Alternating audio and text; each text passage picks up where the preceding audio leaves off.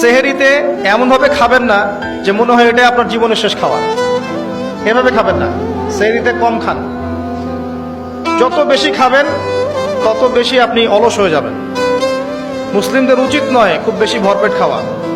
এবং এই সুন্নাতটা এখন কিতাবের মধ্যে আছে, আমাদের বডি এবং আমলের মধ্যে সুন্নাতটা খুব একটা নাই। যত বড় আশিকের রাসূল দেখবেন তত বড় ভুঁড়ি, এটাই বাস্তবতা। আমরা ভোগবিলাসী হয়ে গেছে আর কি। এটা আখিরুজ জামানের সাইন। নবী সাল্লাল্লাহু আলাইহি ওয়াসাল্লাম বলেছে শেষ জামানে এক শ্রেণী মানুষ আসবে যাদের উঁচু ভুঁড়ি থাকবে, ঠেস দিয়ে বসে থাকবে এবং আরাম প্রিয় হবে। হাদিসের পাতায় পাতায় গুলো আছে। ইফতারেও কম খাবেন, ইফতারে সারাদিন রোজা রেখে বেশি খাবেন না। খেতে হলেই পেটের এক ভাগ খান, এক ভাগ ফাঁকা রাখেন, আপনি ইবাদত করে স্বাচ্ছন্দ্য বোধ করবেন। ইফতারে বেশি খেলে তারাবির নামাজ পড়তে পারবেন না। এবং তারাবি জামাতে পড়ার চেষ্টা করবেন, তারাবি সালাতে সুন্দর করে লম্বা করে পড়ার চেষ্টা করবেন, সময় লাগুক 1 ঘন্টা 2 ঘন্টা।